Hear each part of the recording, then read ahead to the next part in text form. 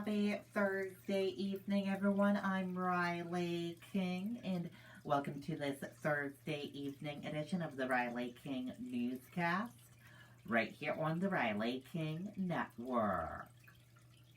We have a lot of news to get to this Thursday evening, so let's begin.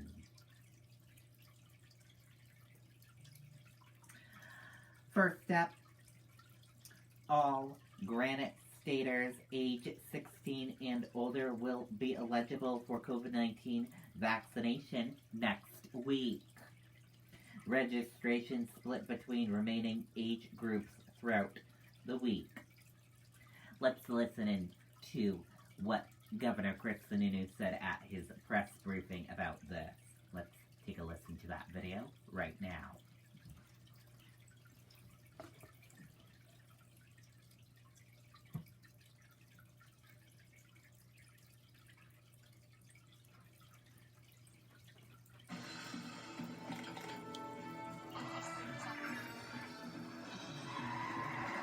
Why am I so calm right now? Because this isn't a spy thriller. This is a Nissan sales event ad. Okay, so we're going to break it up a little bit. 40 to 49, so 40 and up will start on Monday, this coming Monday, March 29th. 40 to 49 years old, you can go into Vinny, register, you'll get your email back, and that allows you to get your appointment. On Wednesday, 2 days later, 30 and up can then go into the system, and then on Friday, it's pretty much everyone else, all the remaining adults, 16 years old, 16 and older, can then go into the system. So we're taking everyone else, we're just breaking them into three groups to make it a little easier and a little better.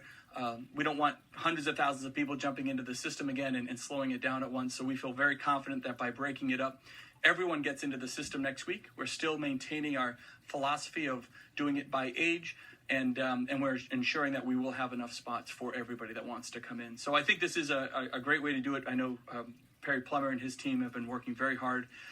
Very, very hard. Our IT guys, Dennis Goulet, just making sure that we have the ability to do this. We can do it with confidence.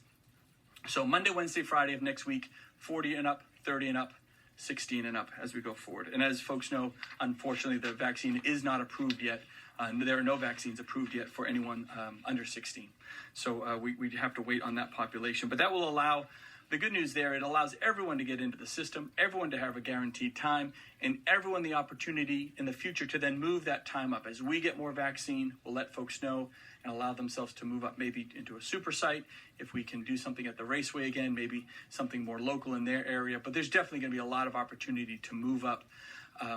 When you add in all where we think we'll be between now and Memorial Day, we feel fairly confident that everyone should be able to get their first shot by Memorial Day. Which is pretty incredible. We thought that might take into June, July, or even August later of this year. But the fact that we're talking about March and everyone will be able to sign up by April 2nd, technically, with first shots probably by all first shots, if not fully completed, by Memorial Day. So huge opportunity for the state. The system works. We just want to open up that portal. And one thing we found is that when people actually finally get that appointment locked in, there's definitely a sense of calm, if you will. There's like, okay, I'm in the system. I have something guaranteed.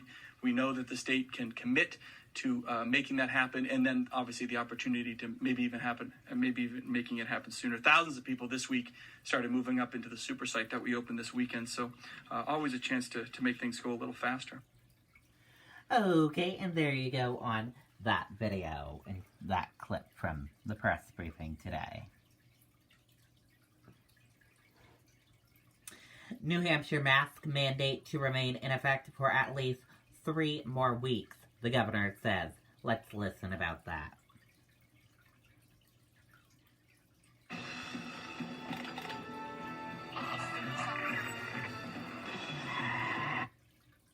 Curious, the mask mandate, I believe it's up soon. What's the outlook on that in terms of when there might be a change? Well, the mask mandate is, we are re-upping it for 21 days, same with the state of emergency and all of that. So we kind of, as we have done all through this entire process, we just take it in kind of bits and chunks, and we'll re-up that for at least the next 21 days. Look, we just crossed 400 cases today. We still have individuals that are 65 and up that still haven't received their second shot. So we just take that into consideration. Still a not a majority, but still a large portion of that population hasn't been fully vaccinated yet. So those are the types of things we really look at in terms of making sure we protect that vulnerable population. While we're making some loosening of restrictions, I think Dr. Chin and his team have done a great job providing additional guidance, loosening things up as things are getting better and better all the time. But yeah, we'll kind of just take it in this next chunk and see where we are in a few weeks. Okay, and there you go on that video and that report.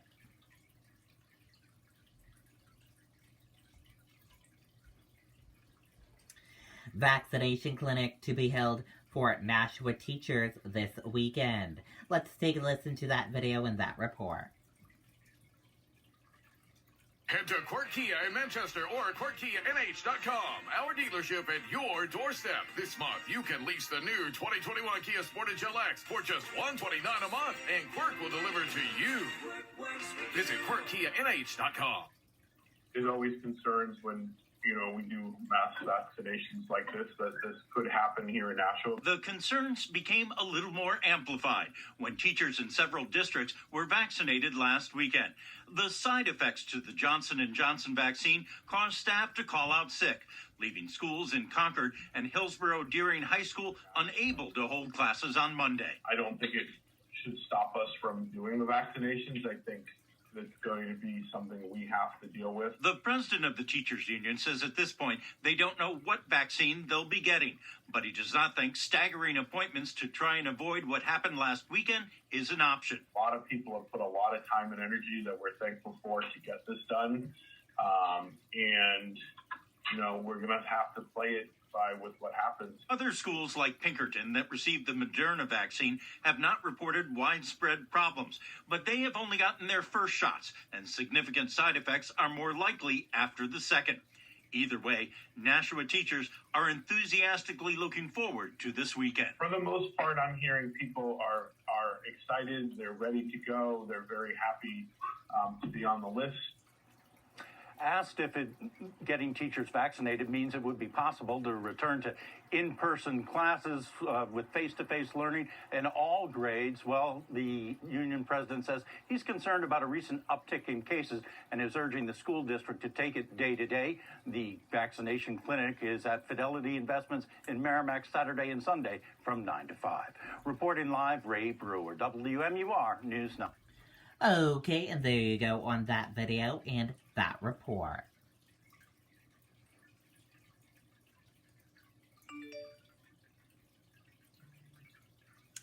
Police search perimeter of Ossipee Lake for signs of a missing woman and dog. Let's take a listen to that video from WMUR News 9.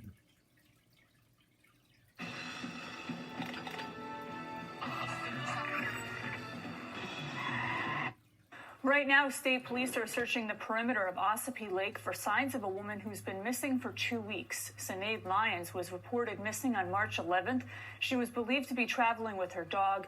Police say they don't have any new leads at this point, but are heading back to the lake because the snow in the area has melted. If you have any information on the whereabouts of Sinead Lyons, please give state police a call. Okay, and there you go on that video and that report.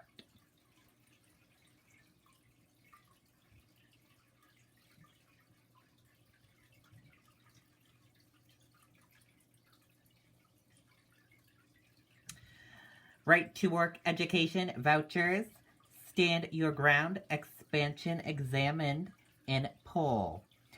Sunday News job performance rating slips. Granite Staters have faith in the COVID-19 vaccine. Take a look at this article here.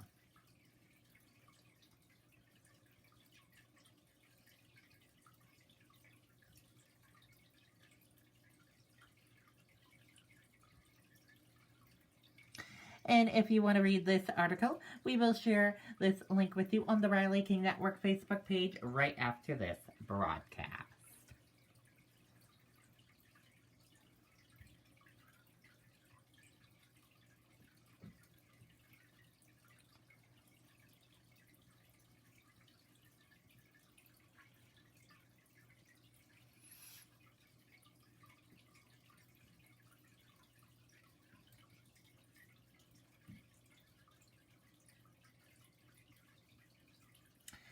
Cuomo under fire for allegedly giving COVID-19 testing priority to his family. Let's take a listen to that video from ABC News.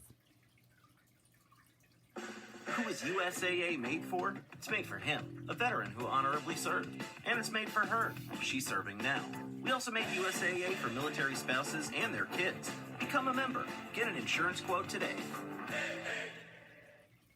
Many Americans, the embattled governor gave special COVID testing priority to trouble for New York Governor Andrew Cuomo. Reports say when testing was so hard to access for many Americans, the embattled governor gave special COVID testing priority to his family and influential people close to his administration. Stephanie Ramos is joining us now with more on that. Good morning, Stephanie. Hi there, Amy. This morning, another accusation hanging over New York Governor Andrew Cuomo's administration. Multiple newspapers are reporting that back in March, at the beginning of the pandemic, the governor instructed top health officials to prioritize COVID testing for his family members and top associates.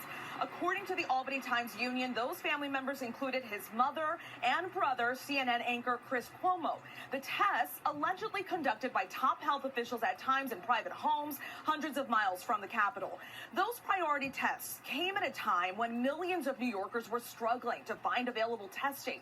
The Times-Union says an official within the governor's office claims the testing was done in good faith in an effort to trace the virus.